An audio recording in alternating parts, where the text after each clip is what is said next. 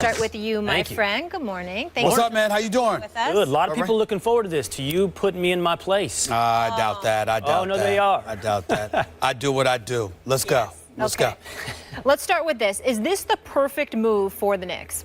It's exactly perfect, Molly. Stephen A., this is a great move. Now, granted, it's a Hail Mary, but it's the kind of Hail Mary that Phil Jackson and the Knicks need to make. This is how you go from being a franchise with virtually no future to one with somewhat brighter prospects. Now, I want to say this. It's made for all the right reasons. It's the right decision, but that doesn't mean it's going to work out. We can't do this where we look back on it a year or two from now and go, well, you were wrong about Derrick Rose. I'm right today, and I'll be right 3 years from now, no matter what happens on the court. Here's why. I understand very well.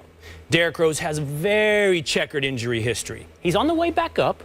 He shot poorly the first half, 35%, but after March, I think it was something like back up to 50%, where he was throughout his career before the injuries tallied up. So it could work out on the court. I understand. What is Derrick Rose? I think he has a 26, 27% usage rate on team plays, which is the highest of Carmelo's any teammate he's ever had. So I'm worried about what it looks like on the court. But that doesn't mean this is going to be a bad decision. This is still a perfect decision. And here's why. You have to look at the risk reward here. The risk is this. You signed up for Derrick Rose for 1 year. 1 year. $21 million, 1 year. If it doesn't work out, if all my initial hunches about the on-the-court are wrong, big deal. A year from now, you've cleared $14 million plus in cap space. You already have $30 million. Your real risk is Robin Lopez. Career, what? Last year, 17 PER. Basically, Andrew Bogut. Basically, maybe Marcus Camby. That's your risk. Robin Lopez. So worst case scenario, a year from now, you've increased your cap space. You can go get somebody that did work out. On the other hand, on the reward side, maybe, just maybe, you get the guy that was one-time MVP, the youngest MVP in league history. Clear risk-reward, brilliant move by Phil Jackson. First of all, here's what I don't like about people like you. Oh. People like you, what I mean by people like you are people who are not Knicks fans, because you don't feel our pain.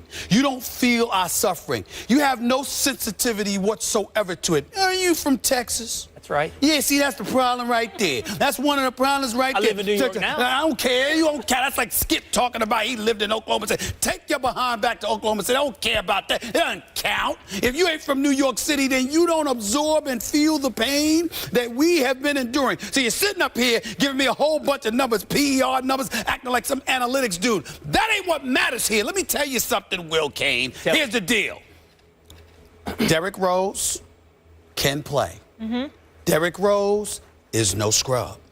Derrick Rose, when healthy, is an all-star and probably better. But over a 4-year period in an NBA season, there's 321 games, 82 times 4. Derrick Rose has missed 201 of them. 201. Did he play 66 games last year? Sure he did. Did he only miss 16 games last year? Sure he did. But in the throes of playing those 66 games, periodically at one time or another, he alluded to his health. He alluded to making sure that he would be able to walk straight for his kid's graduation a decade from now. He talked about future contracts and all of this other stuff. That dog, that rough rider in him, is a question mark. Now, when we look at the Knicks, we've got Melo, who clearly has it in him. We've got Porzingis, who clearly seems to have it in him. But when you say great move by Phil Jackson, this is why you annoyed me, because you're letting Phil off the hook. Let me say for the record to everybody out there, when it comes to Phil Jackson, you are getting paid $60 million to be the president of basketball operations for the New York Knicks. No one that I know of that's a president of basketball operations in the NBA is getting more than 10. This man is getting about 6 times more than the average person at his position. Kevin Durant is out there. I want a marquee name. I am in no way disagreeing with you, Will, when you say it is an upgrade. I am in no way disagreeing with you, Will, when you say It's not a bad move. What our problem, I said great, just to be clear. Great. I know that.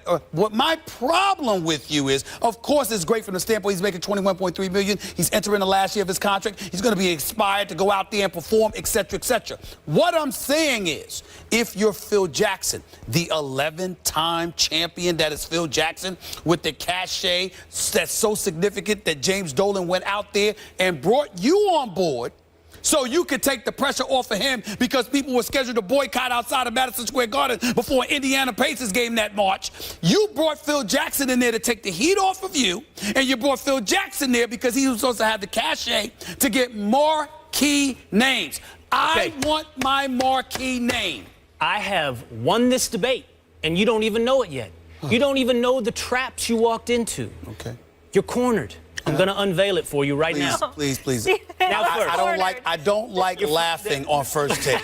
Please don't make me laugh. Cornered, everybody. Please don't make me If you laugh, it's going to be out of pain in about 30 seconds. Go ahead. Let me lay this out for you. Yes, First sir. of all, if I might suggest, you might be a little too emotional. You might be a little too tied to the Knicks. You said maybe I don't understand because I can't feel your pain. I think the flip side of that coin is you're feeling too much. You're not thinking. You can't even see the handwriting on the wall that Phil Jackson, despite whatever his track record is, has made a brilliant move here. I think your opinion was made up before this day ever started or yesterday started. I think you thought Phil Jackson was bad and could do no right before the trade for Derrick Rose. If you're thinking about what I'm thinking before I articulate my thoughts, I was that's patient. a losing proposition altogether, bro. Go ahead. The reason that he was able to trade for Derrick Rose, for Robin Lopez and a bag of peanuts, is because he missed all those games. You're right. Over 4 years, he's missed an enormous amount of games, and that's why the price was Robin Lopez, Jose Calderon, and Grant. That's why the price was so great. So you can't accept one and discount the other. He came on the cheap because of those injuries. You look to the future. Now that I've impugned your emotion, you haven't. I want to defer to you. But this is also where you lost the argument. You want marquee names? I think Derrick Rose helps. Now, you know better than I. You know these guys. But one of the first things I look up when I see somebody's traded, who are their friends? Who do they like? Guys want to play together. He's there for 1 year, then he's a free agent. They got $30 million in cap room. Who is he friends with? The first names that came up to me, now granted it was 3 or 4 years ago, Kevin Durant, Russell Westbrook. The upside on Derrick Rose is to do exactly what Stephen A. Smith wants the Knicks to do, to bring a Kevin Durant or a Russell Westbrook to the Knicks. It's not either or, Stephen A. It's both. First of all, Russell Westbrook and Derrick Rose would not play on the same team. If you know anything about basketball, their talent level, accumulate talent. It's not going to happen. You're dreaming. That's number one.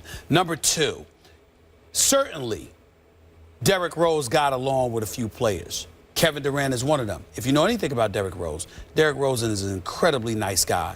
It's hard for anybody to dislike him. I can assure you there's almost no one in the NBA who dislikes him. So that ain't breaking any news there right there. Number three, anybody you accumulate that has talent is going to be something that raises an eyebrow because the New York Knicks have been devoid of much of it for many, many years now. So when you look at it from that perspective, if that's the reason that Phil Jackson acquired a Derrick Rose, then the best argument that you could make, Will, on behalf of Phil Jackson, is that it's not finished yet. Let's see what he does in free agency. That's the best you can do. Because what I'm saying to you is this. No, that's the best you can do. Because what I'm saying to you is Phil Jackson has to be held accountable because of this reason.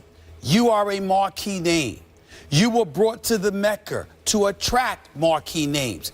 Anybody out there, I can give you guys who are starving for an opportunity to get their first prime executive position who can do the job that Phil Jackson did. If you have a top 4 pick in the draft, they could have drafted Porzingis. If Carmelo Anthony was your free agent, you could have given him $122 million. You could go out there and make a trade for Derrick Rose when you got the Chicago Bulls who are looking to give him away for a bag of chips because of how injury-prone he has been, because of how disappointing the last few years have been in Chicago, and how much they've been salivating for a change. And so when you look at it from that perspective, one must ask, Phil Jackson, again, it's not that it's a finite situation where the die has been cast and this is what it is.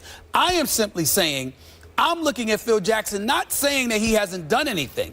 I'm saying to you, Phil, what is your #1 job description? If Phil Jackson doesn't bring a marquee name, a superstar to New York, that he is doing a job, I can give you at least 7 names off the top of my head. But that's all. Who should be in New York with his title. That's my point. And that's a wonderful point. If it was a rebuttal to a position I held today, which is that Phil Jackson is the best GM in the NBA, or that he's a genius, none of which I argued. I simply argued, great move. Yeah, Hail Mary, perfect move, because he did what you want. That's why I win the debate. No. He got a one-time MVP, that's not true, Will. potential all-star, that's not cleared cap Will, that's space, not true. and made himself a bigger lure for free agents. Will, they had cap money last year. Yep, but the Stephen point that I'm trying to make is, simple question. Are you going to go out there and get a marquee name? Do you think, simple question, today versus 2 days ago, they're better. with or without Derrick Rose? Not better, more likely or less likely to get Kevin Durant or some other marquee free agent? I don't know the answer to that. No, I do not. The answer is yes. No, I do not. The answer is yes. Will, trust me. You don't know that the answer well, is yes. I defer to you. Because if I don't know the answer is yes, you damn sure don't know the answer is yes. No. I am telling you, I defer to what you hear. Know. I defer to what you know. All I'm saying to you is this. We don't know, but in the end, where I take exception to anybody who wants to praise Phil Jackson for this move, I am simply making the case. Don't y'all gloss over of what his real job description is. Don't let that man do this. Phil Jackson has to go out there and get a superstar caliber box office talent. Otherwise, he is doing the same job that anybody else could have done, and he's getting paid 6 times more. That is my point. I just feel like when he does, you might be making the same arguments then. I promise you I won't. This was a great move. I promise you that if Phil Jackson gets Kevin Durant, I will come on national television. I will apologize. I will have a ball. I will praise Phil Jackson to the high heavens. He gets me Kevin Durant. Absolutely. We will leave it there. Not sure that's going to happen. We shall see. Stay tuned. Speaking of praise, LeBron James finally got to celebrate in his hometown of Cleveland yesterday. But did these two gentlemen have a problem with the speech he gave? You don't want to miss this. Just getting heated up.